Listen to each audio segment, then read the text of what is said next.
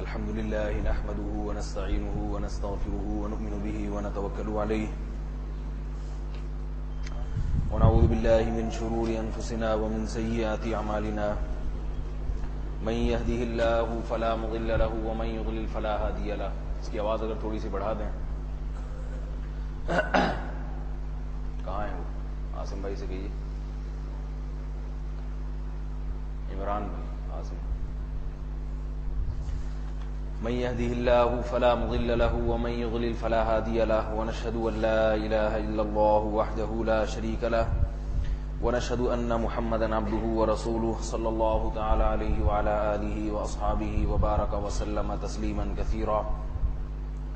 أما بعد فأعوذ بالله من الشيطان الرجيم. بسم الله الرحمن الرحيم. فانكحوهن بإذن أهلهن وآتوهن أجورهن بالمعروف محصنات غير مسافحات ولا متخذات أخدان فإذا أحصن فإن أتين بفاحشة فعليهن نصف ما على المحصنات من العذاب ذلك لمن خشي العنة منكم وأن تصبروا خير لكم والله غفور رحيم. سورہ نساء کی آیت نمبر 25. پچھلے درس میں یہ بیان چل رہا تھا کہ جو شخص آزاد عورت سے نکاح کی طاقت نہیں رکھتا وہ کسی کی باندی سے شادی کر لے. باندی سے نکاح میں نقصان ہے، بچہ غلام پیدا ہوگا، وہ باندی آپ کی خدمت نہیں کر سکے گی، آپ اس کے پاس جانے کے لیے مالک کی اجازت مانگیں گے مالک سے. تو اس میں بہت سارے نقصانات ہیں. نکاح کے جو مقاصد ہیں وہ حاصل نہیں ہوتے. لیکن زنا سے بچنے کے لیے اللہ فرماتے ہیں کہ زنا مت کرو بلکہ کسی کی باندی سے شادی کر لو. اس کا حکم بیان کیا جا رہا ہے فَانْكِحُوهُنَّ بِإِذْنِ أَهْلِهِنَّ. بس ان باندیوں سے نکاح کرو ان کے اہل کی اجازت سے، یعنی ان کے مولا اور آقا کی اجازت سے. وَآتُوهُنَّ أُجُورَهُنَّ بِالْمَعْرُوفِ، اور بھلے طریقے سے عرف کے موافق ان کو ان کا مہر دو. محصنات غیر مسافحات ولا متخذات اخدان. یہ بہت اہم بات ہے کہ نکاح کرنے سے مقصد کیا ہونا چاہیے. یہ نکاح کی اتفاقی قیود ہیں، یعنی نکاح میں یہ چیزیں ہوتی ہیں. محصنات غیر مسافحات، حفاظت مقصود ہو، ان کو اپنے نکاح میں لانا مقصود ہو. غیر مسافحات محض اس کا لغوی مطلب ہے مصافحات کا لغوی معنی ہوتا ہے پانی بہانا. محض خواہش پوری کرنا مقصد نہ ہو. ولا متخذات اخدان، اور خفیہ آشنا، خفیہ دوستیاں، یہ بھی مقصود نہ ہو. یہ حقیقت میں بیان کیا جا رہا ہے کہ نکاح کرو، اپنی خواہش اس طرح سے پوری نہ کرو. نکاح کے علاوہ کوئی بھی طریقہ اس طرح سے اپنی خواہش پوری نہ کرو. نکاح کے علاوہ جتنے راستے ہیں ان میں انسان اپنی خواہش پوری کرتا ہے اور چلا جاتا ہے. اس کو بھی حرام قرار دیا. بعض دفعہ ایسا ہوتا ہے جو زیادہ شریف لوگ کہلاتے ہیں، خاص طور پہ یہ رواج یورپ میں، امریکہ میں بہت ہے. جو برے لوگ ہیں وہ آج ایک کے پاس کل دوسرے کے پاس. عورتیں بھی روزانہ مرد بدلتی ہیں.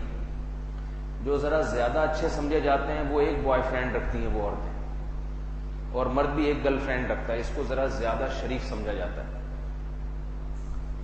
کہ بھئی یہ بوائے فرینڈ کے ساتھ وفا کر رہی ہے، اس کا ایک ہی بوائے فرینڈ ہے، اور یہ اس بوائے فرینڈ کی ایک ہی گرل فرینڈ ہے. وفا کرتے ہیں جب اس سے دوستی ہے تو کسی اور سے نہیں ہے. ہمارے معاشرے میں بھی چونکہ وہیں سے سب چیزیں امپورٹ ہو رہی ہیں، یہ کلچر ہمارے معاشرے میں بھی آ رہا ہے. گرل فرینڈ کے ساتھ آپ کی وفا کا تقاضا یہ ہے کہ ایک وقت میں آپ کی ایک گرل فرینڈ ہو.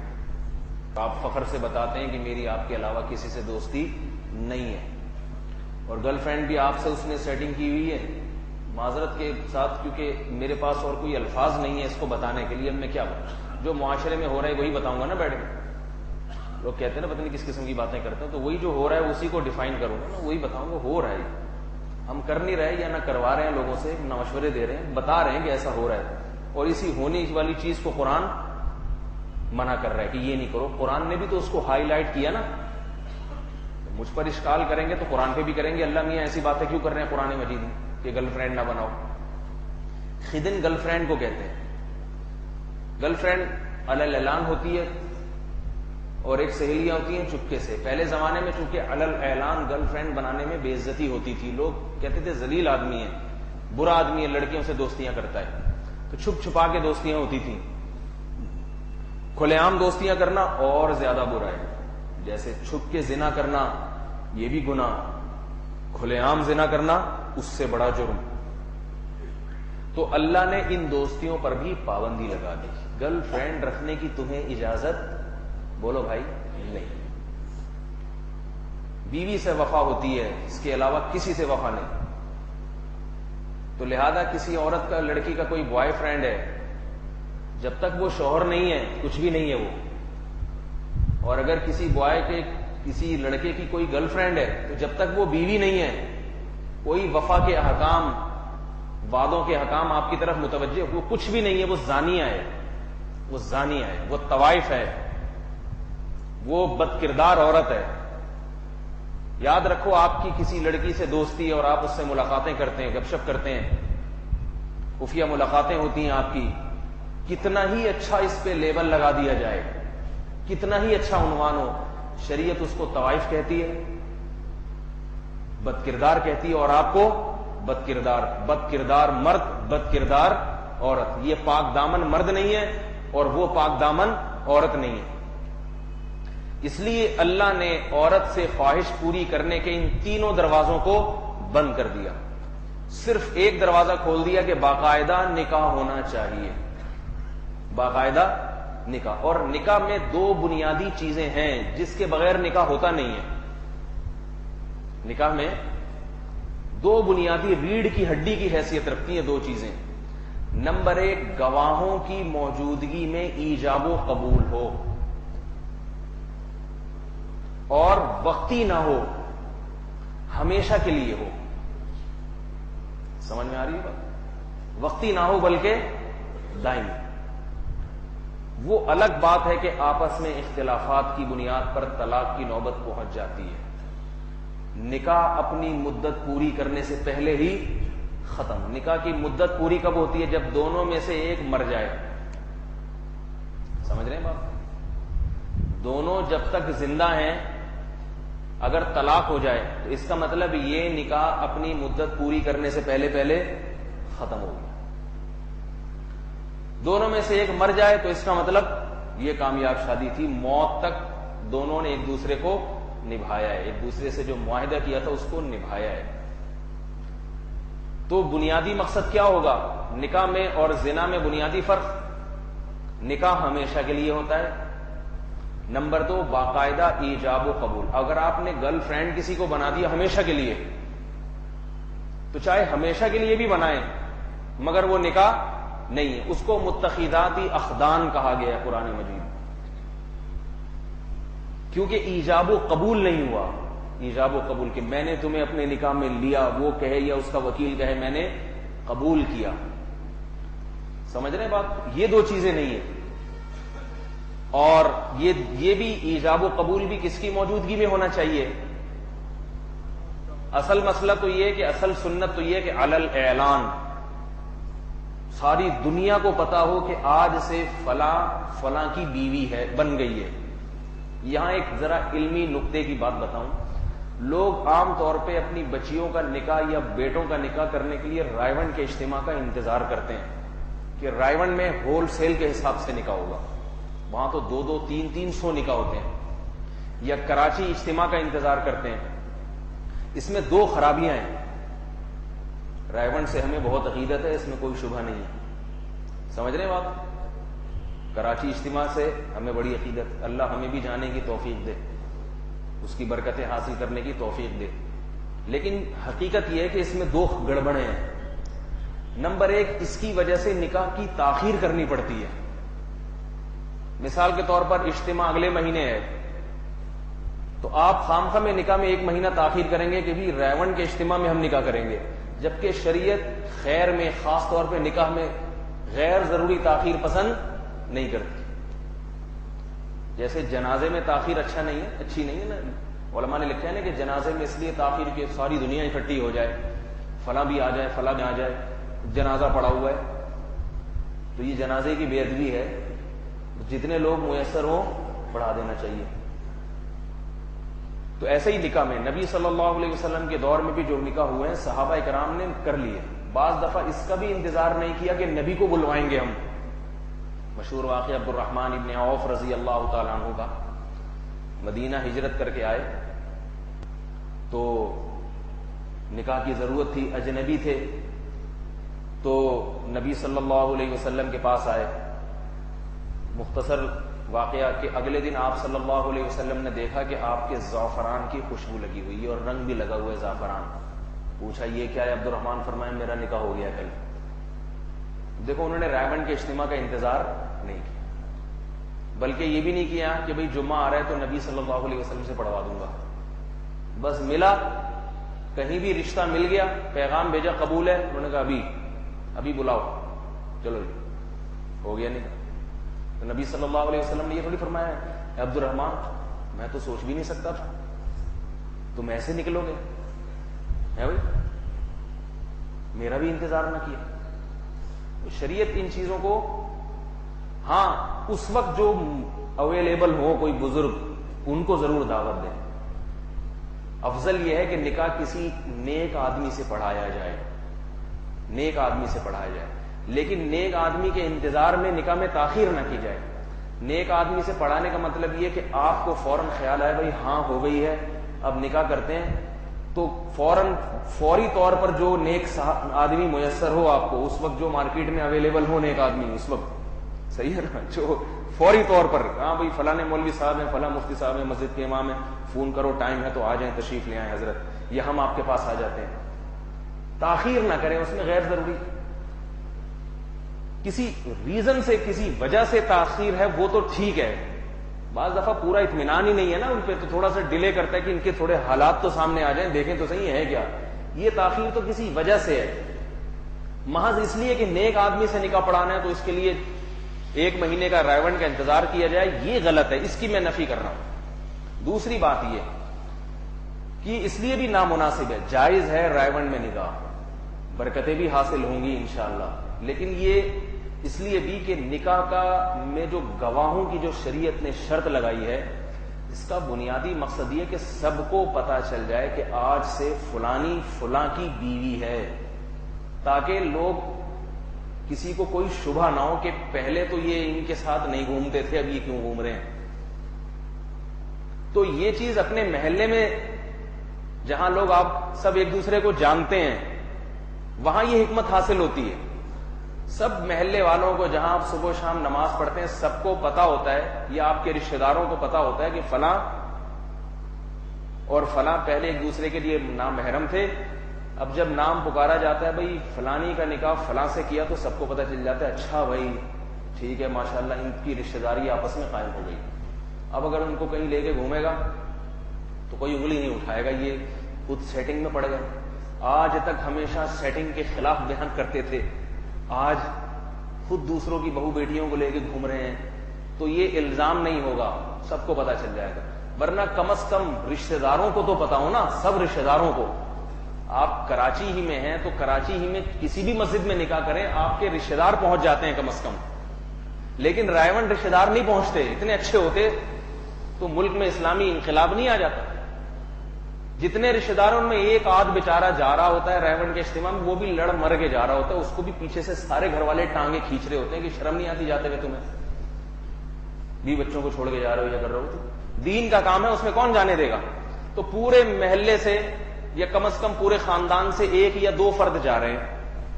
تو اس لیے افضل یہ ہے کہ نکاح اپنے محلے میں ہو جہاں لڑکی والوں کو بھی لوگ جانتے ہیں اور لڑکے کو بھی لوگ جانتے ہیں, تو ان کے سامنے جب علل اعلان نکاح ہوگا سب کو پتا چل جائے گا. سمجھ رہے ہیں بات؟ میں یہ فتویٰ نہیں دے رہا کہ وہاں نکاح جو ہوتے ہیں وہ ہوتے ہی نہیں ہیں, غلط غلط باتیں لوگوں پھر منسوخ کر دیتے ہیں. نہ یہ دے رہا ہوں کہ وہ ناجائز ہے, مستحب افضل کی بات کر رہا ہوں, افضلیت اس میں.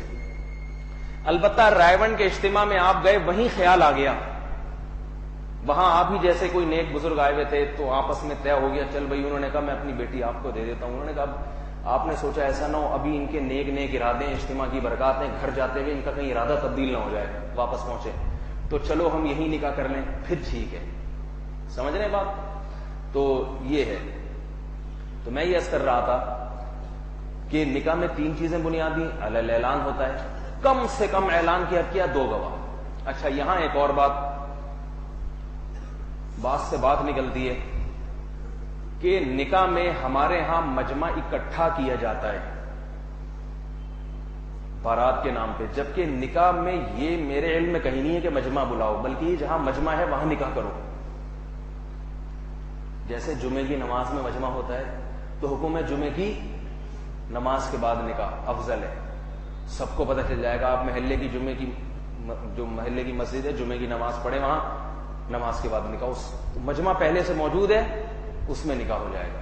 ہمارے یہاں نکاح ناموں کے جو کارڈ چھپتے ہیں یہ بھی قابل ترک رسم ہے، اس کو ختم کر دینا چاہیے. کارڈ صرف ولیمے کے ہونے چاہیے. ولیمے میں ہے لوگوں کو جمع کرو، نکاح میں جمع کرنے کا نہیں ہے، بلکہ مجمع میں حدیث میں آتا ہے اعلنوا النکاح، نکاح کا اعلان کرو. تو اعلان مجمع میں ہوتا ہے نا، جہاں پہلے سے مجمع ہے وہاں اعلان کر دو فلاں کی فلاں سے شادی ہو گئی ہے. سمجھ رہے ہو بات؟ اپنے قریبی رشتہ داروں کو بلانے میں کوئی حرج نہیں ہے، لیکن جو پوری W11 بس بک ہو کے آ رہی ہیں 3-3 4-4، یہ ہندوؤں کا طریقہ ہے، مسلمانوں کا طریقہ. بولو بھائی، آپ عمل کریں نہ کریں منہ سے بول دیں کہ یہ کس کا طریقہ ہے؟ ہندوؤں کا، بتوں کی پرستش کرنے والوں کا، ان کا طریقہ ہے. مسلمان جو اسلام جو ایک انتہائی پاکیزہ مذہب ہے، اس میں اس فضول اور احمقانہ حرکت کا کوئی تصور نہیں. اس لیے جو طریقہ نبی صلی اللہ علیہ وسلم اور اسلاف سے چلا آ رہا ہے اسی کو اختیار کریں. یہ بارات کو بائیکاٹ کریں، ختم کر دیں. اس رسم گندی رسم ہے، بری رسم ہے، بے تکی رسم ہے. سادگی سادگی سادگی. اور یاد رکھو یہ اللہ کی ہم پر بہت بڑی نعمت ہے کہ ہمیں اسلام کی سادگی دی ہے. ایک صاحب یورپ سے آئے، انہوں نے کہا کہ وہاں یورپ میں جو فیملی والے لوگ ہیں نا، جن کا فیملی سسٹم برقرار ہے، ان کے ہاں مرنا بڑا مشکل کام ہے. میت 1-2 ہفتے، جو عیسائی لوگ ہیں، مذہبی لوگ ہیں، 2 ہفتے میت پڑی رہتی ہے، اس پہ ہائے ہوئے رونا دھونا چلتا رہتا ہے. اور جو غریب بیچارہ وارث ہے نا اس کا ابا کی میت پہ، اس غریب کا اتنا خرچ ہو جاتا ہے کہ وہ مقروض ہو جاتا ہے. تو یہ پڑھی لکھی قوموں میں جن کا فیملی سسٹم ہے ابھی برقرار، ان کے یہ حالات ہیں. تو اللہ نے کتنا اچھا ہمیں حکم دے دیا، میت کا انتقال ہوا، سب سے پہلا کام دفن کر دو اس کو جا. سمجھ رہے ہیں بات کو؟ آرام سے. شادی کر رہے ہو بچی کی، کوئی خرچہ ورچہ کرنے کی ضرورت نہیں ہے. اگر ہم اللہ نہ کرے غیر مسلم ہوتے، پھر ہم سادگی کو اختیار کیسے کرتے؟ لوگ کہتے کس بنیاد پہ کر رہے ہو؟ خرچہ بچا رہے ہو، کنجوس ہو، بخیل ہو. اب ہمارے پاس دلیل ہے، ہم مسلم ہیں، ہم کہیں گے بھائی خرچہ بچاؤں نہیں بچاؤں، اللہ اس کے رسول کا یہی حکم ہے. اب آپ اس کو کنجوسی سمجھو یا سنت کی اتباع سمجھو، وہ آپ کی مرضی ہے. ہم تو ایسے ہی کریں گے بھائی جیسے اللہ اس کے رسول نے حکم دیا. بچی کی شادی پہ خرچہ نہیں ہوتا. داماد نے کرنا ہے خرچہ، ولیمہ جتنا مرضی کر لے، ہماری طرف سے کوئی پابندی نہیں. اپنی جیب دیکھ کے جتنا بڑا ولیمہ کرنا ہے کر لے. تو کتنے آسانی سے معاملہ نمٹ جائے گا کہ نہیں نمٹ جائے گا.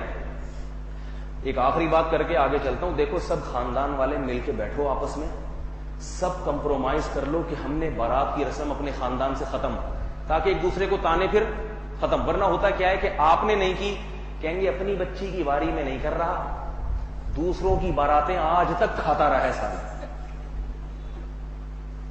ہماری مسجد کے جو امام تھے، جہاں میں بچپن میں ان کے پیچھے نماز پڑھا کرتا تھا، 30 سال انہوں نے، مطلب 40 سال سے امام ہیں وہ، میری پیدائش سے پہلے کے امام ہیں. اب امام کو تو لوگ، ان کے تعلقات بھی بہت ہیں، لوگوں کو عقیدت بھی ہے، تو ہر شخص کی کوشش ہوتی ہے نا اپنے ولیمے میں امام صاحب کو دعوت دے، بارات میں، ولیمے میں.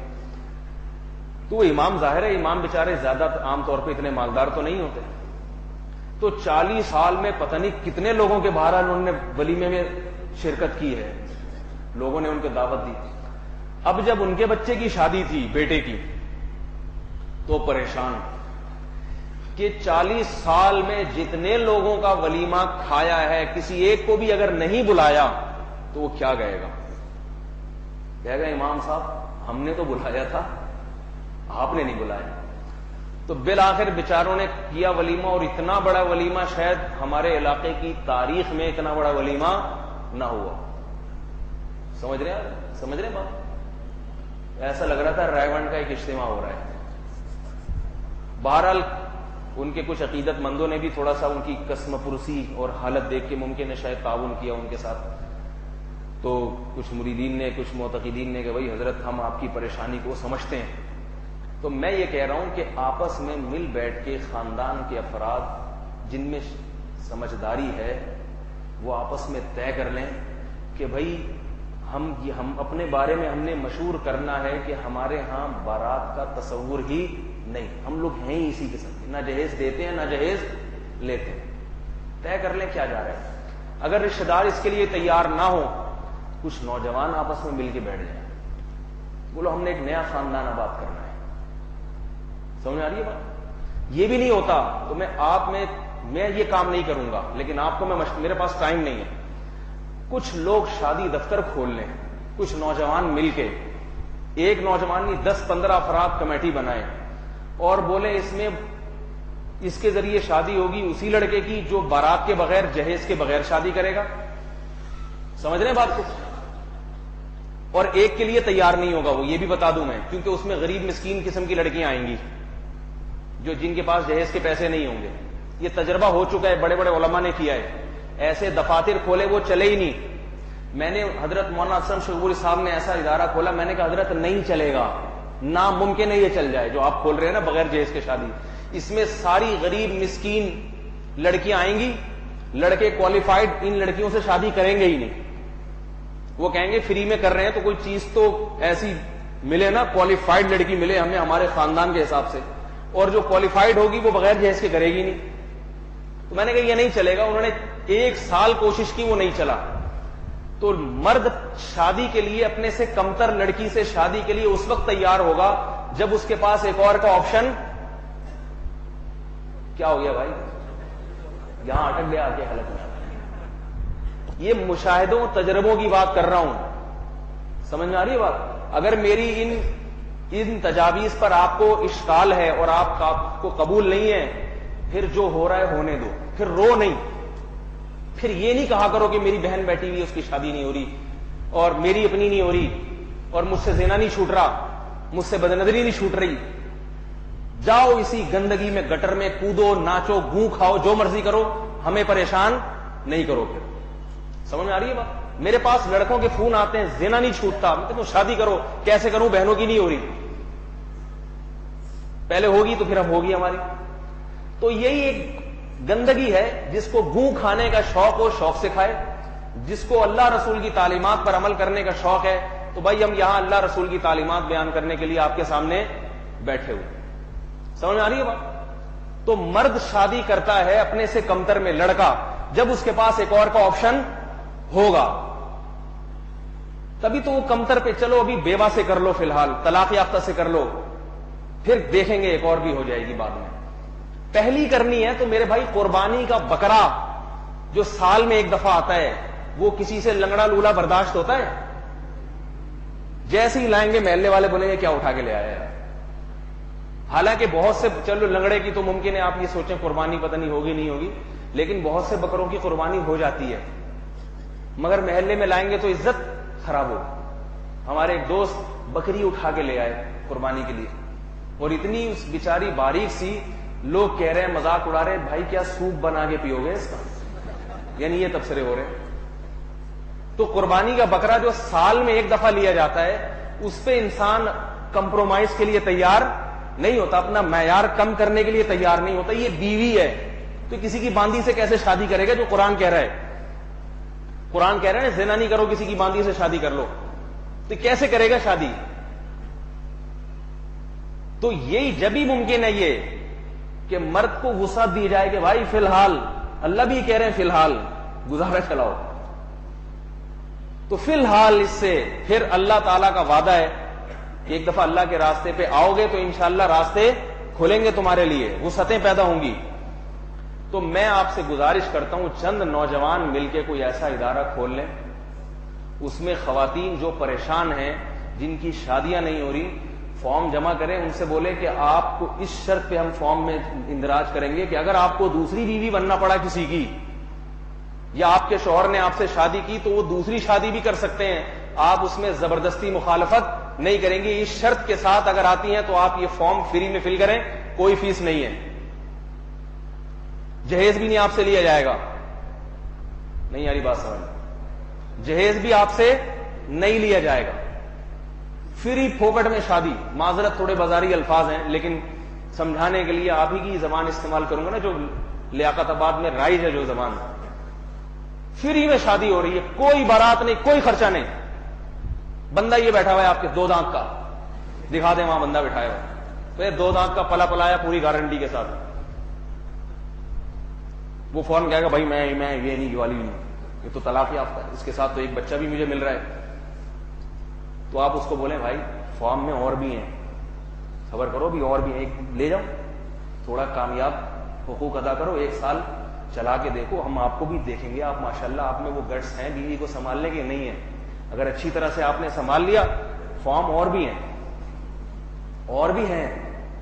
نہیں آ رہی بات سمجھ میں؟ اور بھی فارم ہیں ہمارے پاس، ایک اور بھی کرا دیں گے، کوئی مسئلہ نہیں.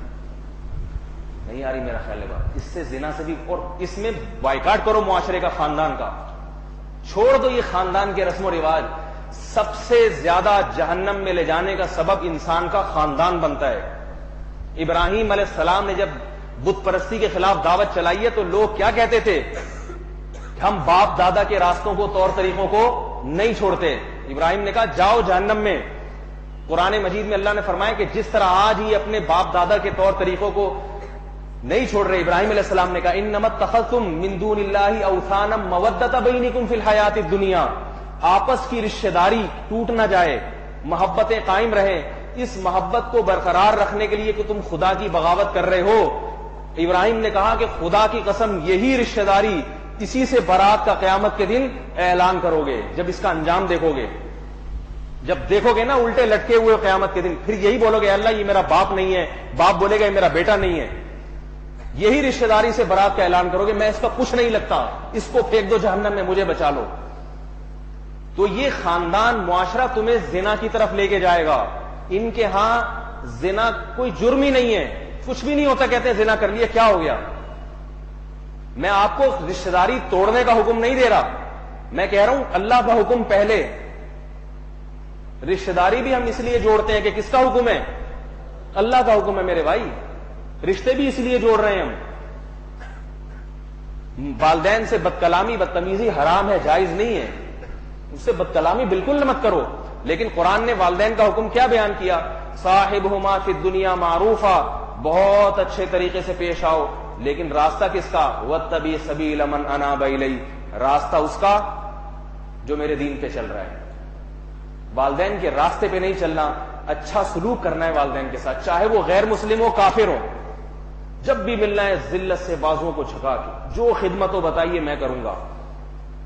لیکن جہاں اللہ رسول کی بات آئے گی اس میں بھی میں آپ سے لڑوں گا نہیں، لیکن کروں گا وہ جو اللہ رسول. اس میں آپ مجھ سے، اس سے آپ اس میں نہ لڑیں، جو کرنا ہے کرنا ہے. یہی ہمیں سکھایا بھائی. اگر اس کے علاوہ کچھ اور سکھایا تو آپ بتا دیں. والدین کے نماز چھوڑ دو، چھوڑ دیں گے آپ؟ نہیں چھوڑ سکتے. تو اس لیے میرے بھائی یہ کرنا پڑے گا آپ کو اگر آپ مسلم ہیں. اور حیرت کی بات اس پر ہوتی ہے کہ اس معاملے میں ہر آدمی کہتا ہے مجھ میں ہمت نہیں ہے. میں کہتا ہوں آج کے نوجوان میں اتنی ہمت ہے، اس کو کہو نا فلاں بم رکھ کے آ جاؤ، فلاں جگہ رکھ کے آ جائے گا. اتنی ہمت ہے. یہ جو دہشت گرد ہیں بم رکھنے والے، یہ سارے جوان لوگ ہی تو ہوتے ہیں، پیسوں کی لالچ میں کیا کیا کر لیتے ہیں. مگر ان سے بولو شادی کا، یہ نہیں ہو سکتا بھائی ہم سے. تو اس لیے کچھ لوگ مل جائیں، 10-15 نوجوان ذرا تعلیم یافتہ ہوں، ایسے نہ ہو کہ ان کو دیکھ کے لوگ بھاگ جائیں کہ یہ نہیں، یہ والے نہیں چلیں گے. ٹھیک ہے، تعلیم یافتہ ہوں جن کو ذرا لوگوں سے ڈیلنگ کا طریقہ آتا ہو، بات چیت کا، عزت دینا جانتے ہوں. کیونکہ ہر طرح کے لوگ آئیں گے، پھر اس میں ہر طرح کی عورتیں آئیں گی، ہر طرح کے مرد آئیں گے. عزت دینا جانتے ہوں، برداشت کی قوت ہو ذرا. اور ایسے ہی نہ ہو خود ہی پھنسا کے بھاگنا شروع کر دیں، ایسے بھی نہ ہو. سمجھ آئیے نا بات؟ ایسے بھی ہوتے ہیں کہ وہ یہ والی، یہ جو ہے نا یہ سائڈ پہ کر دو. ٹھیک ہے، ان انٹی سے میں بات کر لوں گا، ان کا نمبر لے لو، ان سے میں خود ہی بات کر لوں گا. اس طرح کا بھی نہ ہو، کوئی شریف آدمی ہو. سمجھ آ رہی ہے بات؟ تو اگر کچھ لوگ مل جائیں، کچھ تعلیم یافتہ لوگ اس میں مل جائیں اور یہ کام سنبھال لیں تو تھوڑا سا تو کچھ تو ترقی ہوگی نا میرے بھائی. شرطیں سمجھ میں آ گئی؟ اس میں یہ شرط ہو بھائی جو تعلیم یافتہ نوجوان ہیں، لڑکے ہیں، وہ نام لکھوائیں، جہیز نہیں ملے گا، دوسری کا آپشن رہے گا آپ کے پاس. لیکن آپ کے تھوڑے معیار سے مراد یہ کہ جو عرف میں جو معیار ہے، عرف میں ہے کہ آپ نے پی ایچ ڈی کیا ہوا ہے تو کم از کم ایم اے ہونی چاہیے لڑکی. نہ نہ نہ ہم آپ کو 8ویں والی دلائیں گے، 8ویں پاس. سمجھ آ رہی ہوگا؟ کرو بھائی، یہ دنیا مسافر خانہ ہے، مسافر خانہ ہے.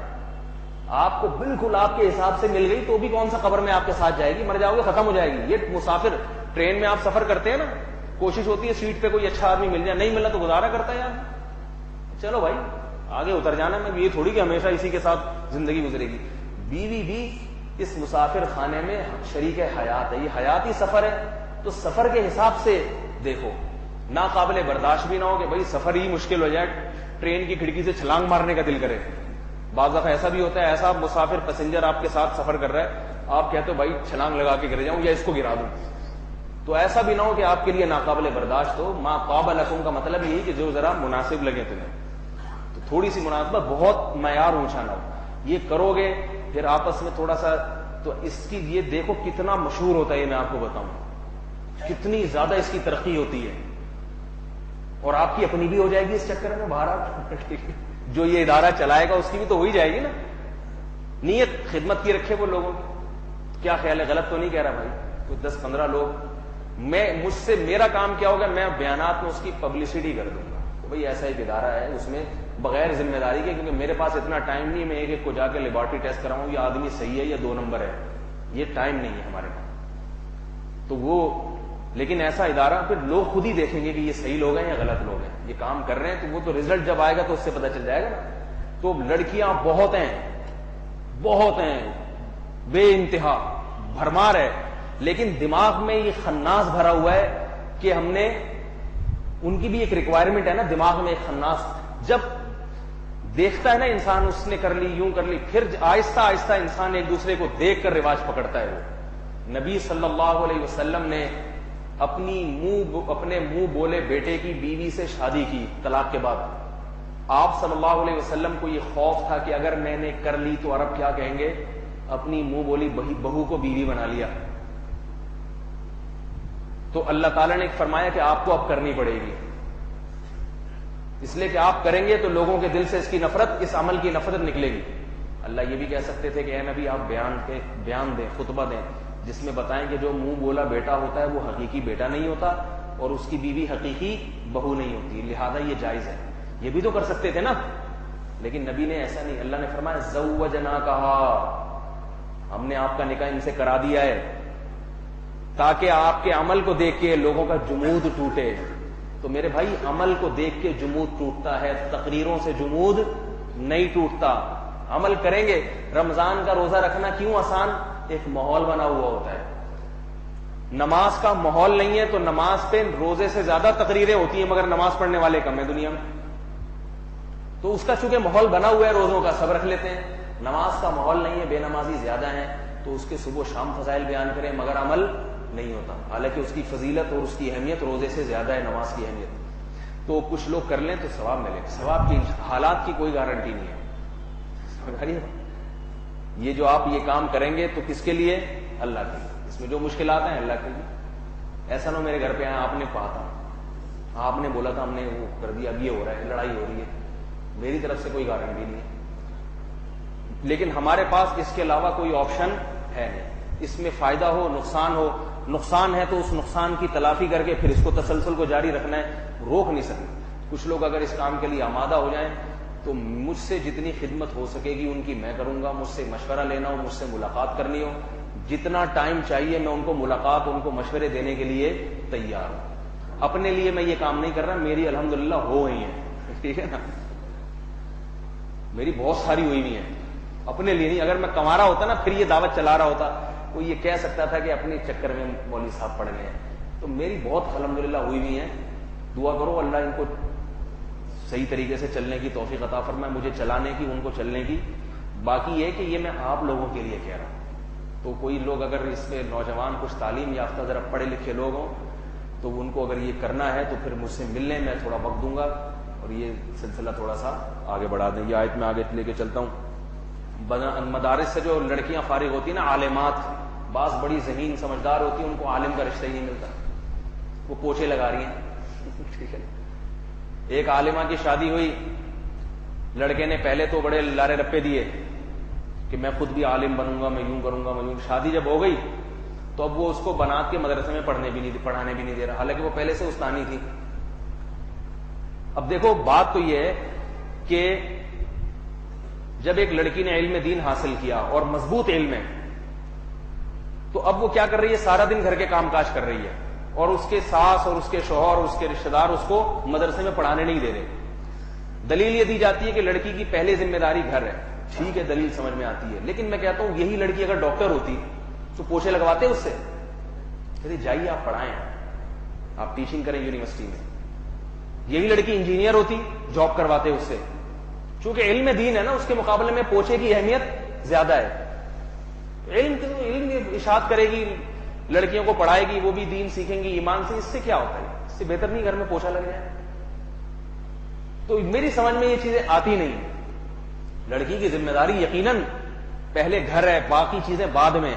لیکن لوگ جو اس سے گھر کے کام لے رہے ہیں ان کی نیت میں فساد ہے.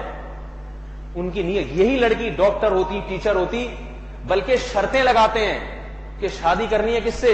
اسکول ٹیچر سے، تاکہ اس کی بھی آمدن گھر میں آئے. کیونکہ عالمہ جو پڑھا رہی ہے بیچاری کو 2,500-3,000 ہزار تو وظیفہ ملے گا، وہ کوئی بڑی آمدن نہیں ہے. آ رہی بات سمجھ؟ بہت سے عالمات ہیں، ان کی بھی شادیاں کرا دیں کسی پڑھے لکھے سے. ٹھیک ہے، تاکہ جب 2-3 ہوں گی تو وہ شخص بھی یہ سوچے گا چلو گھر میں کام کاج کے لیے دوسری والی رکھ لو. اس کو جیسے مدرسے میں اپنی تعلیم ہے، تعلم ہے، اس سے دین کی تبلیغ کا کام لے لو. سمجھ میں آ رہی ہے بات؟ انسان کا ظرف وسیع ہوتا ہے. بھئی یہ عالمہ ہے، میری بیوی ہے، میں جاہل ہوں، میں بالکل کیا بولوں میں بھی. ٹھیک ہے نا، میں یوں ہوں، میں یوں ہوں. اس کو اللہ نے علم دین دیا ہے تو اس نے جو اتنا مضبوط علم حاصل کیا ہے، اس کا یہ علم ضائع نہ ہو. تو چلو اس کو میں گھر کے کاموں سے تھوڑا سا مستثنا کر دیتا ہوں.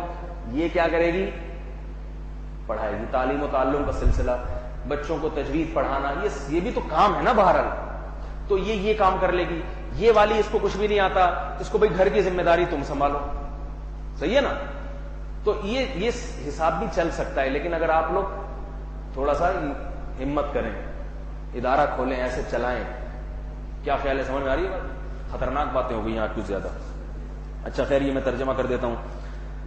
البتہ یہاں پر ایک اشکال ہوتا ہے. تو اللہ نے 3 شرطیں بیان کی کہ نہ گرل فرینڈ رکھنے کی اجازت ہے، چاہے وہ تا حیات ہی کیوں نہ ہو. آپ کہنا میں اتنا وفادار ہوں، یہ میری گرل فرینڈ، میں اس کے علاوہ کسی کے پاس نہیں جاتا. اللہ کے یہاں یہ بھی غلط ہے. بیوی ہے اور اس کے علاوہ کوئی راستہ نہیں. اور خواہش بھی پوری کر کے چھوڑ دینے کا وہ نہ ہو.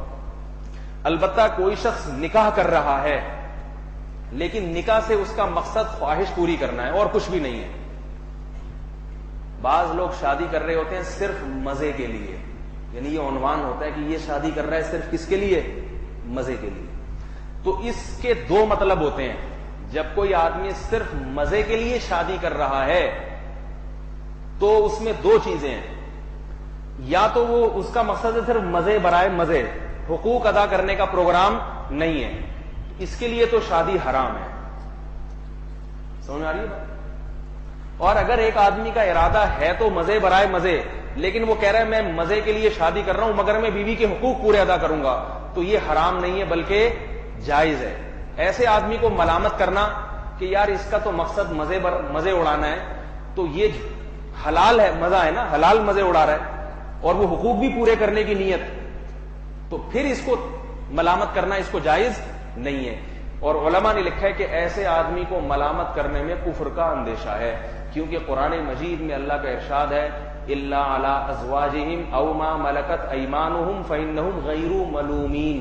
ملوم ملامت کو کہتے ہیں کہ جو خواہش پوری کریں بیوی باندی سے تو یہ لوگ قابل ملامت نہیں. سمجھ میں آ رہی ہے؟ تو اگر کسی کا مقصد نکاح سے صرف مزے ہی اڑانا ہے لیکن اس کا یہ عزم ہے کہ میں مزے برائے مزے نہیں، بلکہ میں اس کے جو بیوی کے حقوق ہیں وہ بھی کیا کروں گا، پورے پورے ادا کروں گا. تو قرآن کے الفاظ کیا ہیں کہ یہ قابل ملامت بولو بھائی نہیں.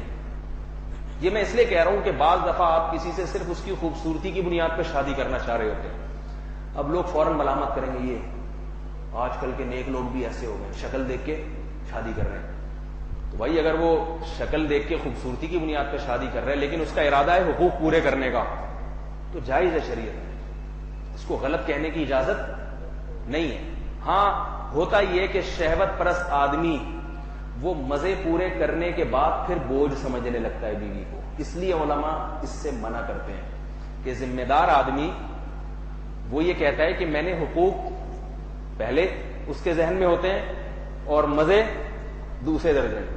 شہوت پرست آدمی کیا کرتا ہے، ایسے واقعات بھی ہمارے علم میں، حسن سے متاثر ہوئے عشق، باتیں ایسی منگیتر کو باتیں کر رہے ہیں کہ میں چاند سے ستارے توڑ کے لے آؤں گا، شادی کے بعد برگر نہیں لایا جا رہا. اس سے دعوے یہ کیے تھے کہ میں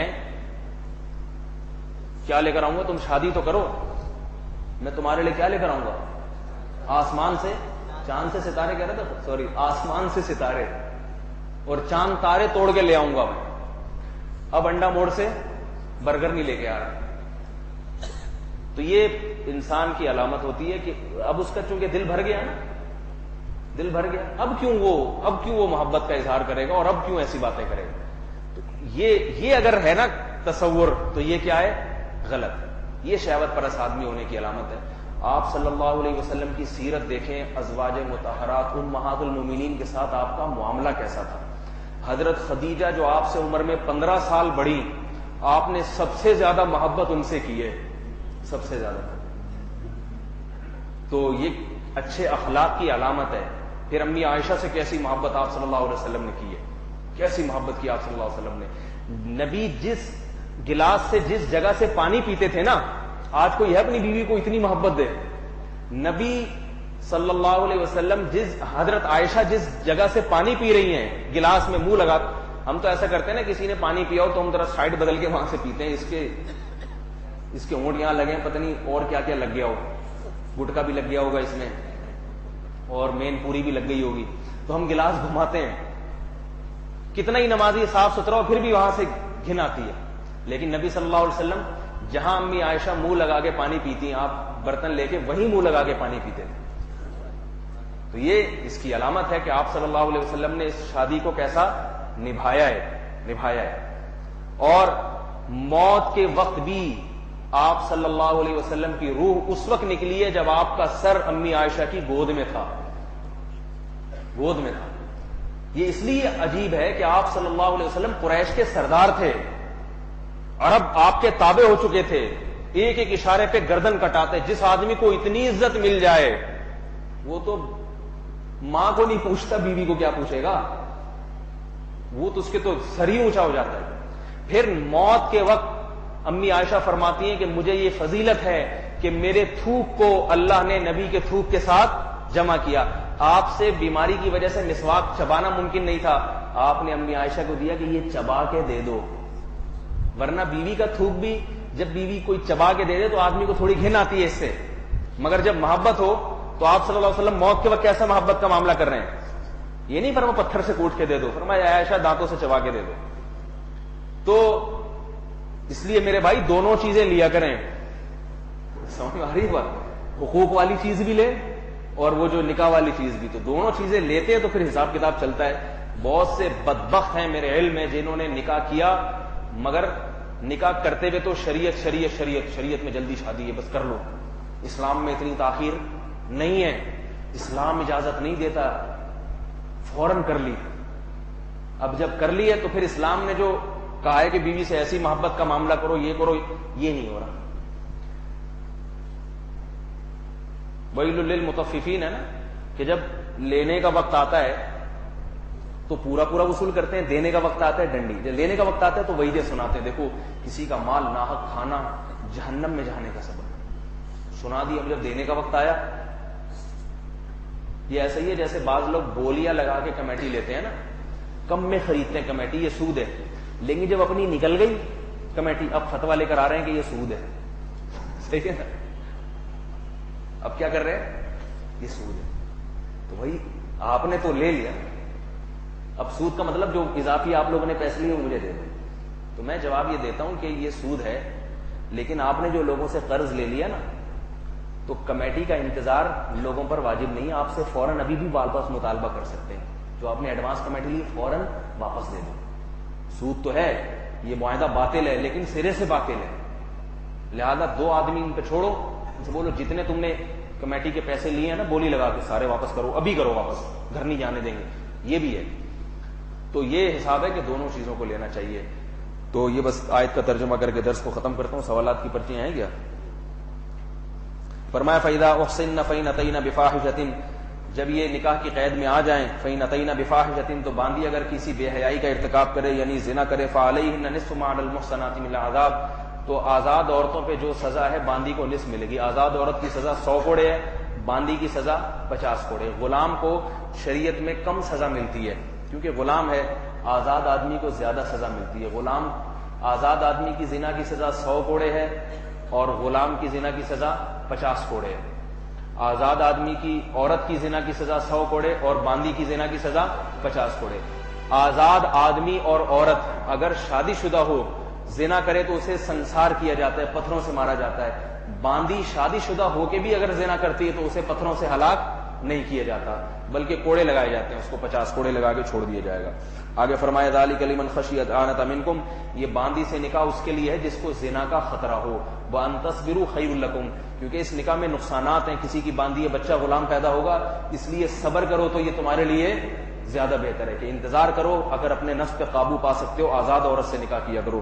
فرمایا وان تصبروا خیر لکم واللہ غفور رحیم, اللہ بڑا معاف کرنے والا اور رحم کرنے والا ہے. تو اللہ تعالیٰ ان آیات پر ہم سب کو عمل کی توفیق عطا فرمائے. اگلی آیت صرف ترجمہ کر دیتا ہوں. فرمایا کہ یرید اللہ لیبین لکم, اللہ چاہتے ہیں کہ تمہارے لیے اپنے حکام کھول کھول کے بیان کر دیں.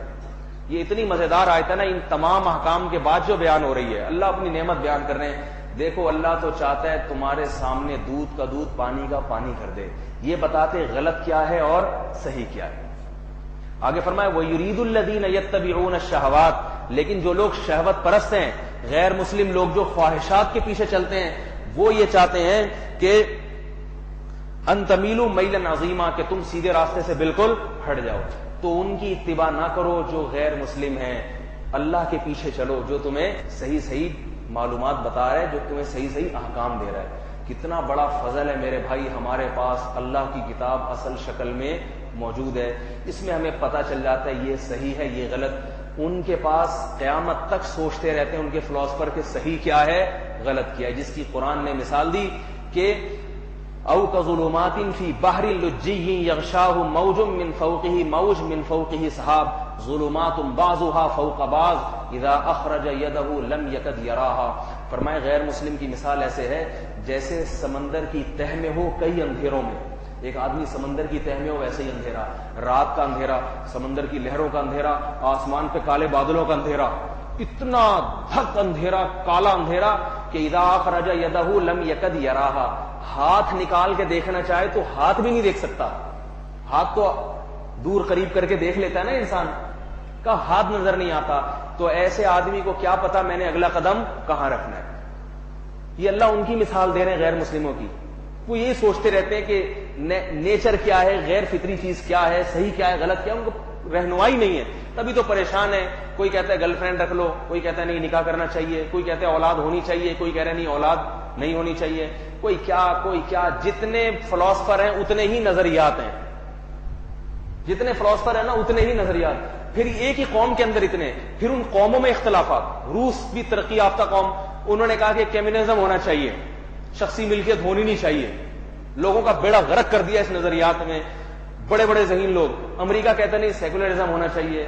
پھر یہ ان کی قیامت آ جائے گی مگر کسی ایک پوائنٹ پہ, یہ بنیادی جو پوائنٹ ہے نا اس پہ نہیں. عبادت کا کیا تصور ہے یہی فیصلہ, یہی فیصلہ نہیں کر سکتے مذہب کی ضرورت ہے یا نہیں ہے. پھر مذہب اگر ہے تو عبادت کا کیا کانسیپٹ ہونا چاہیے, بتوں کی کریں یا نہیں کریں, کریں تو کیسے کریں. توہمات, کون چیزوں میں نحوست ہوتی ہے یا نہیں ہوتی, اگر ہوتی ہے تو کون سا عدد منحوس ہے, کون سا مہینہ منحوس ہے. قیامت آ جائے گی یہ فیصلے ان سے نہیں ہو سکتے. اس لیے اللہ فرماتے ہیں ہم تمہیں حق اور باطل کھول کھول کے بیان کرتے ہیں. قرآن جب نازل ہونا شروع ہوا تو اللہ نے کیا فرمایا؟ تبارک الذی نزل الفرقان علی عبدہ، برکت والی ہے وہ ذات جس نے حق اور باطل میں، صحیح اور غلط میں فرق کرنے والی کتاب اپنے بندے پہ نازل کی. یہ قرآن کی صفت ہے کہ میں اس کا ترجمہ کرتا ہوں کانسیپٹ کلیئر کرنے والی کتاب. فرقان کا مطلب کیا ہے؟ ہر چیز میں آپ کا کانسیپٹ کیا کر دے گی؟ کلیئر، بالکل صاف پتہ چل جائے گا یہ غلط ہے یہ صحیح. تو بھائی جب اتنا ہے تو پھر اس پر عمل کرنا چاہیے نا، اسی کو اختیار کرنا چاہیے. اللہ تعالیٰ سمجھنے کی، عمل کی توفیق عطا فرمائے. غلط کو انسان غلط سمجھے، پھر اللہ فرماتے ہیں اگر کبھی غلطی ہو جائے تو غفور ہے، رحیم ہے. غلطی نہیں سمجھتا اور بس میڈیا کے پیچھے بھاگتا رہتا ہے، پھر ذرا معاملہ گڑبڑ ہو جاتا ہے. غلط کو غلط سمجھتا ہے تو چھوڑنے کی توفیق بھی مل جاتی ہے اس کو. آج کے دور کے حساب سے تبلیغ کی ضرورت ہے یا جہاد کی؟ مولانا ابرار الحق کلیانی صاحب ہیں، حضرت مولانا شریف تھانوی ابرار الحق کلیانی کہہ رہا ہوں. مولانا ابرار الحق یہ جو ہندوستان کے تھے، ہردوئی رحمہ اللہ تعالی انتقال ہو گیا. حضرت مولانا اشرف علی تھانوی رحمہ اللہ کے آخری خلیفہ تھے. ان سے کسی نے یہ سوال پوچھا تھا کہ تبلیغ زیادہ ضروری ہے یا جہاد؟ تو انہوں نے فرمایا یہ ایسے جیسے کوئی پوچھے گردے زیادہ ضروری ہیں یا پھیپھڑے. دونوں ہی چیزیں ضروری ہیں میرے بھائی. کسی ایک چیز کو بھی جسم سے نکالو گے تو جسم کیا ہو جائے گا؟ برباد ہو جائے گا. ہاں یہ کہیں کہ فضیلت کس کی زیادہ ہے، تو ضروری سارے کام ہیں، وہ سب کرنے ہیں، سب فرض کفایہ کی حد تک ضروری ہیں. باقی یہ کہ کسی کام میں مشقت بہت زیادہ ہے اس لیے اس میں ثواب زیادہ ہے. جہاد میں مشقت بہت زیادہ ہے. جہاد میں ایک رات حدیث میں آتا ہے جس نے پہرے میں گزاری، صف اول میں پہرا دیتے ہوئے، اس کی ایک رات لیلۃ القدر کی رات سے افضل ہے. یہ وہ رات ہے جس میں حدیث میں آتا ہے اس کو یہ علم نہیں ہے کہ میں گھر واپس جا سکوں گا یا نہیں جا سکوں گا. تو اس میں مشقت بے پناہ ہے. لیکن یہ ضروری ہے کہ جہاد شرعی جہاد ہو، علماء کی رہنمائی میں ہو. ہر جگہ بم پھاڑنا، ہر جگہ پھٹنا، اس کو جہاد نہیں کہتے، اس سے فساد زیادہ ہوتا ہے. پاکستانی قانون کے مطابق 18 سال سے کم عمر لڑکی کی شادی اب نہیں کی جا سکتی. اسلام اس سے کیا؟ اسلام کہتے ہیں نابالغ بچی جو پیدا ہوئی ہے اس کی بھی شادی کر سکتے ہیں آپ. پیدائش سے پہلے نہیں ہو سکتی. کہ آپ لوگ زیادہ جوش میں آ جائیں اور کہیں میری مستقبل میں جتنی بچیاں ہیں میں نے آپ کے مستقبل میں ہونے والے بچوں سے ان کی شادی کر، یہ کچھ زیادہ ہو جائے گی. پیدا ہونے دیں. البتہ اس میں بچی کا مفاد دیکھنا چاہیے. بعض دفعہ اس میں نقصان ہوتا ہے، آپ نے نکاح کر دیا پھر وہ بندہ ہی صحیح نہیں نکلا. تو اس لیے اس زمانے میں بہتر یہی ہے کہ کم از کم بلوغت کا انتظار کریں. البتہ بعض دفعہ ایسا ہوتا ہے کہ آپ کو پتہ ہے بلوغت کا انتظار کیا تو یہ بندہ ہاتھ سے نکل جائے گا، ایسا اچھا آدمی ملے گا نہیں. پھر اس میں بہتر یہی ہے کہ شادی کر دی جائے اس کی اپنی ذمہ داری پہ. پہلے بتا دوں آپ کو، اگر کسی لڑکی کا رشتہ پہلے سے کہیں اور جگہ ہو لیکن وہ لڑکی وہاں رشتے پر راضی نہ اور گھر والوں کے بغیر اپنی مرضی سے کہیں اور شادی کر لے، کیا یہ جائز ہے یا نہیں؟ لڑکی کا اپنے باپ کی اجازت کے بغیر کہیں نکاح کرنا انتہائی معیوب حرکت ہے، بہت ہی گھٹیا حرکت ہے. اس کی کبھی بھی حوصلہ افزائی نہیں کرنی چاہیے. باپ یا بھائی کم از کم ان دونوں میں سے کوئی ساتھ ہو اس کے، کیونکہ اس میں لڑکیوں کا بہت نقصان ہے. اللہ کے نبی نے تو اس سے منع کیا ہے سختی کے ساتھ. ایسے کئی کیس آئے ہیں، لڑکیوں کو بیوقوف بنانا کوئی مشکل کام نہیں ہے، تو بن جاتی ہیں، شادی کر لیتی ہیں، پھر زندگی بھر کے عذاب میں. تو اور اس میں لڑکی کے باپ اور بھائی کی بے عزتی بہت ہے. شریعت نے لڑکی کے نکاح میں ان کی عزت کا بھی خیال کیا ہے. بھاگ کے شادی کرے گی ان کی عزت خراب ہو جائے گی. تو اپنے رشتہ داروں کی عزت داؤ پہ لگانا کہاں سے جائز ہو گیا؟ انہوں نے پالا ہے، انہوں نے بڑا کیا، جوان کیا. بھائیوں میں باپ میں کتنی غیرت ہوتی ہے اپنی بہن بیٹی سے متعلق، ان کی غیرت کی لاج رکھنی چاہیے اس کو. اگر پسند بھی آ رہا ہے تو ان کو اپنے والدین کو راضی کرے، والد اور بھائی کو خاص طور پر ان کو راضی کرے. اس کی تو کوشش ان پہ دباؤ کسی ذریعے سے ڈلوائے، یہ تو ٹھیک ہے، مگر ان کی مرضی کے بغیر کر لینا اس کی حوصلہ افزائی شریعت کبھی بھی نہیں کرتی. رہا یہ مسئلہ کہ کرے گی، نکاح ہوگا کہ نہیں ہوگا، یہ ایک الگ مسئلہ ہے. دو الگ الگ مسئلے ہیں. یہ کرنا اچھا کام ہے، کرنا تو بہرحال برا کام ہے، لیکن کرے گی تو نکاح ہو جائے گا یا نہیں ہوگا؟ نکاح ہونے میں یہ کہ وہ لڑکا اگر اس کا کفو ہے، ہم پلہ اس کے پیرالل ہے، برابر کا ہے، جوڑ کا ہے، یا اس سے افضل ہے تو نکاح ہو جائے گا. اور اگر اس سے کمتر ہے نسب کے اعتبار سے، پیشے کے اعتبار سے، مالی اعتبار سے، دینی اعتبار سے اس سے کم ہے تو پھر نکاح ہی منعقد نہیں ہوگا، کچھ بھی نہیں ہوگا، وہ کچھ ہوا ہی نہیں ہے. چاہے کورٹ میں نکاح کرائے چاہے کہیں بھی نکاح کرائے. تو اس لیے یہ تو اس میں احتیاط ضروری ہے. اچھا بھائی، باقی یہ کہ والدین کو بھی چاہیے کہ شریعت میں جب لڑکی بالغ ہو جائے تو اس کی رضا بھی ضروری ہے. اس کے بالکل جذبات کا خیال نہ کرنا اور گن پوائنٹ پہ اس کو بس کسی کو پکڑا دینا یہ بھی غلط ہے. لڑکا یا لڑکی کتنے سال کی ہوں تو ان کی شادی کر دینی چاہیے؟ کیونکہ کہتے ہیں جب رشتہ آ جائے اچھا، لڑکی کا رشتہ جب مناسب مل جائے کر دیں، نہیں ملے تو ساری زندگی بٹھا کے رکھیں. کیونکہ اسی الٹے سیدھے کے حوالے کر دینے سے گھر میں بٹھانا نہیں آ رہی بات سر. آ رہا چرسیوں کا رشتے ہیں، ہیروئنشیوں کے آ رہے ہیں. آپ نے مولوی صاحب سے سنا کہ لڑکی کی شادی میں تاخیر نہ کرو، فوراً کرا دی. تو مولوی صاحب سے یہ بھی تو سن لیتے کہ لڑکی کی شادی اس کے کفوہ میں کیا کریں، ہم پلہ، کم از کم اس کے جوڑ کا رشتہ ہو. تو رشتہ نہیں مل رہا اس وجہ سے تاخیر تو ٹھیک ہے، اگر رشتہ مل جائے تو بلوغت کے فوراً بعد نکاح کریں اس کا. میری اپنی بھانجی کا نکاح بھی 13.5 یا 13 سال کی عمر میں ہوا ہے. ہم نے خود کرایا اپنے بھانجے سے. وہ عاقل بالغ 2 دانت کا، ہمیں آ رہی ہے بات، تعلیم یافتہ تھا. والد صاحب بھی اس کے ماشاءاللہ، جو میرے جو بھانجا ہے، میری جو یعنی بہنوئی ہیں وہ بھی یعنی آمدن ان کی بھی مناسب ہے. تو بھانجی بالغ ہوئی تو ہم نے کہا بھائی کر دو، دونوں کو ٹکا دو، دونوں رشتے دار ہے نا، یہ بھی میری بھانجی ہے وہ میرا بھانجا ہے. سمجھ آ رہی ہے بات؟ کراؤ بھائی، اسی طرح ہوگا. اس کے والد بھی ماشاءاللہ سمجھدار ہیں، دوسرے بہنوئی بھی، وہ تو عالم ہے. میں کہہ رہا ہوں خاندان والے آپس میں مل ملا کے تو بڑے آرام سے کر سکتے ہیں نا. بھی ہم نے کہا بھائی نہ ہم جہیز دیں گے نہ تم تانا دو گے. سبھی کر رہے ہیں نا، ہم آپس میں خود ہی یہ کر رہے ہیں. بارات گئی، سمجھ رہے ہیں، تیل لینے بارات گئی، بارات کو ہم نے WR میں بٹھایا، آپ تیل لے کر آئیں، جا کے تیل کا کاروبار کریں، آپ جائیں یہاں سے. بارات نہیں ہوگی.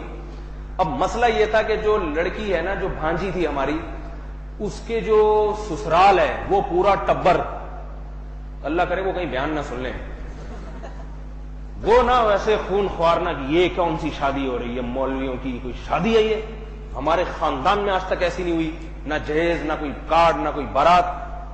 لڑکا بھی جو بھانجا ہے وہ بھی ماشاءاللہ مرچنٹ نیوی میں ابھی 3rd افسر تو میرا خیال ہے بن چکا ہوگا، ابھی گیا ہے مرچنٹ نیوی میں، اس کی وہ مکمل ہوئی. میرا سگا بھانجا ہے، میرے بیانات میں بیٹھتا ہے، شروع میں بیٹھتا تھا ماشاءاللہ، تہجد گزار ہے، داڑھی واڑی بھی ہے، نیک بھی ہے. تو پہلے نیک بنا، پھر مرچنٹ نیوی میں اس کو بھیجا. تو تنخواہ آنا شروع ہوئی اس کی. ہم نے کہا بھائی ٹکاؤ بھائی، جس کی تنخواہ آنا شروع ہو ٹکاتے چلے جاؤ، اس کو نمٹاتے چلے جاؤ ہول سیل کے حساب سے، ٹھیک ہے. اول تو اس کے والد کھاتے پیتے ہیں تو بچے کی تنخواہ کی ضرورت ہی نہیں ہے ابھی آنے کی. بچہ سمجھدار ہے، نیک ہے، پرہیزگار ہے، ابا کو چاہیے ویسے ہی کرتے ہیں بھائی. ایک بہو لیا، جہاں 2 روٹیاں دوسرے بچے کھا رہے ہیں، 2 روٹی ایک بہو بھی کھا لے گی. لیکن ابا ایسا کنجوس ہوتا ہے نا، اللہ معاف فرمائے، وہ کہے گا نہیں میں 2 روٹی کسی کو کیوں کھلاؤں، میرے گھر میں آ کے 2 روٹی زیادہ کھا لے گی، میں نہیں کھلاؤں کچھ بھی ہو جائے. تو میں نے پچھلے ہفتے تفصیل سے بتایا تھا نا کہ لڑکا اگر آپ کا ذمہ دار ہے، سمجھدار ہے، مرچنٹ نیوی میں کورس کر رہا ہے، پڑھ رہا ہے، آپ کو پتا ہے کل کمانے لگے گا یہ، تو شادی 2 سال پہلے بھی اگر کر دی جائے تو کوئی حرج نہیں. 2 سال بہو کا خرچہ آپ اٹھا لیں، اس سے بیٹے کے دل میں بھی ہوگا میرے ابا دیکھو سارا میرا بھی خرچہ اٹھا رہے ہیں. تو لیکن یہ کہ چلو اس کی پہلی تنخواہ دوسری تنخواہ بھی آنا شروع ہوئی. بھانجی کی عمر 13.5 سال یا 14 سال ہوگی. تو وہ نکاح کا پیغام اسی نے بھیجا، اس سے بات کی، ہاں بھائی شادی کرنی ہو جی کرنی ہے، کیونکہ میرے بیانات میں بیٹھتا تھا، ٹھیک ہے. تو کہاں کرنی ہے، اس نے بھانجی کی طرف اشارہ کیا ادھر کرنی ہے. تو وہ ان کے والد سے جو میرے بہنوئی ہیں، میرے دوست بھی ہیں، عالم ہے ماشاءاللہ، سے بات کی. انہوں نے کہا ٹھیک ہے بھائی ہمیں کیا رشتہ چاہیے. بچی اقرا اسکول میں پڑھ رہی تھی، حافظہ بھی تھی. انہوں نے کہا تعلیم والیم کو ایک طرف رکھو، شادی کر دو اس سے. بچی کی شادی زیادہ ضروری ہے بنسبت کسی تعلیم یافتہ سے. بچی کی شادی ہو جائے، خود جاہل ہو لڑکی، یہ زیادہ بہتر ہے. خود بہت تعلیم یافتہ ہو مگر شادی کے لیے آدمی صحیح نہ ملے، یہ میں کہتا ہوں یہ نقصان دہ. لڑکی کی پہچان اس کے شوہر سے ہوتی ہے. امہات المومنین کیا پیغمبر تھیں؟ کیوں ہوئی؟ نبی کی بیوی ہیں. دنیا کے لحاظ سے کوئی کرنل صاحب کی بیوی، بریگیڈیئر صاحب کی بیوی، اور خود کرنل ہے عورت، مگر بیوی کس کی ہے؟ گٹکے والے کی. کوئی عزت ہوگی اس کی؟ تو عورت کی عزت اس کے شوہر سے. اپنی تعلیم کا بھی دخل ہوتا ہے لیکن بعد میں کس کا نام لگ جاتا ہے اس کے ساتھ؟ شوہر کا. تو اس لیے تعلیم بھی دیں، میں منع نہیں کر رہا اس سے، لیکن زیادہ اہمیت کس کو دینی چاہیے کہ بھئی جاہل ہو لیکن تعلیم یافتہ کے پاس جائے، یہ زیادہ بہتر ہے. غریب ہو دولت مند کے پاس جائے، یہ زیادہ بہتر ہے. دولت مند ہو غریب کے پاس نہ جائے، کیونکہ وہ کھا جائے گا ساری اس کی دولت کو. غریب لڑکی جب دولت مند کے پاس جاتی ہے تو وہی کھاتی ہے نا جو دولت مند کھا رہا ہے. تو اس کی دولت کی کمی پوری ہو گئی کہ نہیں ہو گئی؟ تو ایسے ہی ابھی اس کا وہ ہوا تو اس نے کہا یہی کرا دو، ہم نے کہا کرا دو. تو اس کے جو سسرال والے ہیں نا عجیب سے بانجی کے، وہ والدین والد صاحب سسر تو ہے نہیں، دنیا سے چلے گئے، ساس موجود ہیں، انہوں نے بھی ساتھ دیا کہ ٹھیک ہے بھائی، جب بیٹا یعنی میرا بیٹا ہی کہہ رہا ہے کہ میں اپنی بیٹی کی شادی، بیٹا جب ایکشن لیتا ہے نا میں کر رہا ہوں، جس کو اعتراض کرنا ہے کر لے، میری صحت پہ کوئی اثر نہیں پڑے گا. تو وہ اس کے لڑکی جو ہماری بھانجی تھی اس کے تایوں نے بھی اعتراض کیا، چاچوں نے بھی اعتراض کیا، ترکی سے فون آ رہے ہیں کیا کر رہے ہو. ایک ڈاکٹر ہیں، انہوں نے کہا اتنی کم عمری میں لڑکی کی شادی، میں ڈاکٹر ہوں، یہ صحت کے لیے نقصان دہ ہے. میں نے کہا اس ڈاکٹر کو میرے پاس لاؤ، اس کو میں بتاؤں کہ اللہ جب کسی کو بالغ کر دیتے ہیں تو غلط عمر میں بالغ نہیں کرتے. بھوک جبھی لگتی ہے جب روٹی کی جسم میں ضرورت ہوتی ہے. تو بلوغت میں لڑکی کو بھی ایک اللہ نے اس کی بھی چاہت رکھی ہے، اس کے دل میں یہ خواہشات پیدا ہوتی ہیں، مرد میں تو ہوتی ہیں. تو یہ نہیں ہو سکتا کہ ہم فطری تقاضوں کے پورا کرنے کے لیے ڈاکٹر صاحب سے مشورہ لیں. سمجھ آ رہی ہے؟ پیاس لگتی ہے تو ڈاکٹر صاحب سے پوچھتے ہیں پی لوں، ڈاکٹر صاحب پانی پی لوں. اگر کوئی ڈاکٹر صاحب سے پوچھیں تو سوال وہ ڈاکٹر کس سے پوچھتا ہے. تو یہ تبھی دیکھو پہلے ہاں 13 سال کی عمر میں لڑکی کی شادی ہوتی تھی تو کتنی عمر میں مرتی تھی، 90 سال کی دادیاں نانیاں ہم نے دیکھی ہیں. میری دادی کی شادی 15 سال کی عمر میں بتاتی ہیں 14 سال کی عمر میں ہوئی، اور انتقال 90 سال کے قریب عمر تھی جب انتقال ہوا ہے ان کا. تو یہ ڈاکٹروں کی باتوں کو ایک طرف رکھیں، فطرت کے مقابلے میں کسی کی نہ سنا کریں. عمر یہی ہے نکاح کی بنیادی عمر. ہاں رشتہ نہ مل رہا ہو یا یہ کہ مل رہا ہو لیکن آپ کو پتا ہے کہ سسرال بڑا خون خوار قسم کا سسرال ہے، خطرناک، بچی کو کھا جائے گا پکا کے، پھر ایک مسئلہ ذرا ہوتا ہے اس میں تھوڑا لڑکی میں کانفیڈنس پیدا ہو جائے. کم عمری کی شادی میں ایک فائدہ یہ ہوتا ہے کہ وہ ابھی بالغ ہوئی ہے، آپ اس کو اپنی مرضی کے مطابق ڈھال سکتے ہیں. اس کی عادات اگر خراب ہیں تو وہ پختہ نہیں ہوئی ہوتی، اور اچھی عادات ہیں وہ برقرار رکھی جا سکتی. عمر زیادہ ہو گئی، وہ جن عادات پہ قائم ہو گئی ہے نا، مثال کے طور پر اس کو گھر کے کام کاج کی عادت نہیں ہے، اب جب 30 سال کی ہو گئی اب آپ اس سے کام کاج کی عادت ڈال کے دکھاؤ، اس کو نہیں دکھا سکتے، وہ آپ کو مرغا بنا دے گی. اور اگر ماں نے اس کو گھر میں کام کاج نہیں سکھایا، بھی بچی ہے 13-14 سال میں، آپ جیسا ڈھال، ایک تو کانفیڈنس کی کمی ہوتی ہے، آپ کو نہیں سمجھائے گی، آپ سے سمجھے گی. آپ اسے کوئی بات سمجھائیں گے وہ سمجھے گی بھائی یہی صحیح کہہ رہے ہوں گے، میں تو مجھے تو نہیں پتا، وہ اس طرح سے چلنا شروع ہو جائے گی. پہلے زمانے میں ساسیں اپنے بیٹوں کے لیے بہوؤں پہ نظر رکھتی تھی کہ یہ والی بچی ہماری ہے لہذا ہمارے لیے بک کر دو، پھر ہم اپنے حساب سے ابھی سے اس کو سکھانا شروع کر دیں گے، تربیت دینا، کیونکہ ہمارے خاندان کی. تو یہ کم عمری کی شادی میں ایک فائدہ یہ بھی ہوتا ہے. تو میں جلدی سے وہ بتا دوں، انہوں نے پھر وہ بارات کا اور رشتے داروں نے کہا ہم تو آئیں گے، ہم تو آئیں گے. اب آئیں گے تو کھانا بھی کھلانا پڑے گا کم وقتوں کو. تو پھر وہ بہنوئی صاحب، وہ جو ہمارا بھانجا تھا، اس نے یہ کیا، اس نے کہا ٹھیک ہے بارات تو میں ہونے نہیں دوں گا. پھر یہ آئیں گے تو اب ناک کا مسئلہ ہے کہ یہ واپس خالی ہاتھ جائیں گے، باتیں بنائیں گے، بڑے مسائل ہوتے ہیں. تو جس دن نکاح ہے اسی دن ولیمہ، تاکہ اس بارات کو ولیمے کے نام سے نمٹا دو. نہیں یاری بات سمجھ، جس دن نکاح ہے عصر کے بعد نکاح کیا، اور ولیمہ چونکہ رخصتی کے بعد ہوتا ہے تو وہ رخصتی مغرب کے بعد ہوگی.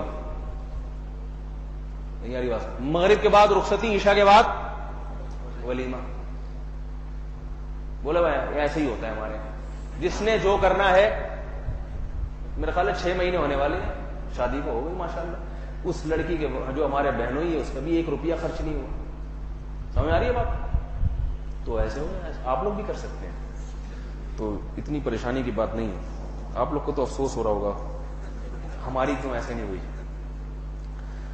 اچھا میرے بھائی یہ کہہ رہے ہیں کہ چھوٹی عمر میں شادی کامیاب نہیں ہوتی. غلط لکھا ہے، چھوٹی عمر میں شادی کامیاب ہوتی ہے، اس میں طلاق کے چانس کم ہوتے ہیں. تھوڑا یہ ہوتا ہے بچپنا زیادہ ہوتا ہے تو اس کو سمجھانا آسان. جب لڑکی میں کانفیڈنس پیدا ہو جائے نا، پھر وہ شوہر کو سمجھاتی ہے اور شوہر اس سے سمجھتا ہے، اس سے سبق سیکھ کے جاتا ہے، پھر مدرسے میں یا اسکول میں پڑھاتا ہے کہ آج میری بیگم نے مجھے یہ پڑھایا. آج کے نئے دور میں کیسے حقوق ادا کریں بیوی کے، مثلا شاپنگ کے وغیرہ کیسے کروائیں؟ کیسے کروائیں تو آپ لوگ بہتر جانتے ہیں بھائی. گھر میں کپڑا لا کے دے دیا کریں، گھر میں ہی 15-20 قسم کے کپڑے دکھا دیں. ہمارے فرماتے تھے بیوی سے پوچھیں رنگ کیسا چاہیے کپڑے کا، رنگ ایسا ہونا چاہیے، ڈیزائن کیسا ہو، ڈیزائن ایسا ہو، کپڑا کون سا والا ہو، گل احمد کا ہو یا کسی اور صاحب کا ہو. سارے وہ ممکنہ تفصیلات لکھ کے اور جتنا انہیں پرچے پہ لکھ کے دے دو. خواتین پھر بہت چھوٹی چھوٹی ایپ نکالتی ہیں نا، سارے لکھ کے دیں، پھر اس قسم کے 4-5 کپڑے لا کے رکھ دیے، ان میں سے ایک سلیکٹ کر لو. تو وہ پھر بھی اگر نہیں کریں تو پھر وہ مسئلہ کچھ اور ہے، یعنی پھر وہ سائیکولوجسٹ کو دکھائیں، وہ پھر مسئلہ جو ہے نا وہ کپڑوں کا نہیں ہے، وہ کچھ اور فالٹ ہے. سمجھ آ رہی ہے بات؟ تو پھر سمجھ میں آ جائے گا انشاءاللہ. بازاروں میں خواتین کو نہ لے کے جائیں، بازار مردوں کے لیے بنے، بے حیائی پھیلتی ہے بازاروں میں. عورتوں کی نماز کا طریقہ واضح کریں. کچھ حضرات کہتے ہیں عورت اور مرد، اس میں دلائل ہیں، میں انشاءاللہ اس پہ ایک شارٹ کلپ تیار کروں گا. عورت اور مرد کی نماز میں جو فرق ہے دلائل کی روشنی میں، تو یہ کافی دن سے سوچا ہے، وقت نہیں مل رہا، تو یہ میں انشاءاللہ 10-15 منٹ کا ایک کلپ تیار کر کے انٹرنیٹ پہ اپلوڈ کر دوں گا، یا موقع ملا تو یہاں بیان کر دوں گا، اسی کو شارٹ کلپ بنا کے آپ اپلوڈ کر دیجیے گا. ابھی ٹائم نہیں ہے. کیا شوہر اپنی بیوی کو تہجد کی نماز جماعت سے پڑھا سکتا ہے؟ بالکل پڑھا سکتا ہے، ثواب ہے. تہجد کے بارے میں تو حدیث میں بہت ترغیب ہے کہ زوجہ شوہر کو اٹھائے، شوہر بیوی کو اٹھائے. جہیز کے حوالے سے فرمائے حضور صلی اللہ علیہ وسلم نے اپنی بیٹی کو جہیز دیا تھا، ہمیں کیا دینا چاہیے؟ کس حد تک؟ ہم نبی صلی اللہ علیہ وسلم نے اپنی بیٹی کو جہیز نہیں دیا، آپ کی 4 بیٹیاں تھیں. علماء نے لکھا ہے کہ وہ جو حضرت فاطمہ کو دیا تھا حضرت علی ہی سے پیسے لیے تھے اس نے، اور اگر بالفرض ایک کو دیا باقی 3 کو نہیں دیا تو وہ 3 کا کیوں سمجھ میں نہیں آ رہا ہے، 1 کا کیوں سمجھ میں آ رہا ہے؟ وہ دیا بھی اس لیے، ایک کو اگر دیا بھی ہے تو اس لیے دیا کہ آپ کے داماد حضرت علی بہت مسکین غریب تھے، ان کے پاس کچھ بھی نہیں تھا. بعض دفعہ داماد اتنا غریب ہوتا ہے، آپ کو پتا ہے میں بیٹی کو بھیجوں گا تو لڑکا تو مجھے پسند ہے، اس کی غربت کی وجہ سے میں انکار نہیں کروں گا، لیکن میری بچی کو کچھ تو ملے وہاں جا کے، تو یہ نہیں کر سکتا، چلو میں کر لوں. آپ صلی اللہ علیہ وسلم کو حضرت علی سے محبت تھی. کئی صحابہ نے حضرت فاطمہ کے لیے پیغام نکاح بھیجا، آپ نے فرمایا یہ کس کے لیے؟ علی کے لیے، علی کو دوں گا. حضرت علی کے پاس پیسے ہی نہیں، ٹھیک ہے نا. تو اب یہ تو نہیں کہ اس بنیاد پہ آپ انکار کر دیتے، تو ظاہر ہے کچھ تو تھوڑا بہت دینا تھا، گھر کا وہ پیالہ ویالہ کچھ تو گزارا ہو نا. تو میں یہ کہتا ہوں آپ اگر اپنی بیٹی ایک ایسے غریب آدمی کو دے رہے ہیں جس کے پاس بستر خریدنے کے، صوفے خریدنے کے پیسے نہیں، اول تو دے کیوں رہے ہیں سوال پیدا ہوتا ہے. تنخواہیں تو ایسی دیکھی جاتی ہیں کروڑ روپے کماتا ہو 2 دیں گے، تو جس کے پاس بستر کے، واشنگ مشین کے، ڈنر سیٹ کے پیسے نہیں ہیں اس کو آپ خرید کے دے دیں. لیکن عام طور پہ ایسا ہوتا نہیں ہے. جو آدمی اتنے لاکھ کا ولیمہ کھلا رہا ہے وہ اس سے آدھے پیسوں کے صوفے اور بیڈ خرید سکتا ہے کہ نہیں خرید سکتا؟ اس کو خرید لیں. آج کے دور سے یہ ہو گیا سوال. اللہ تعالیٰ سمجھنے کی عمل کی توفیق عطا فرمائے. سبحانک اللہم و بحمدک، نشہد ان لا الہ الا انت، نستغفرک و نتوب الیک.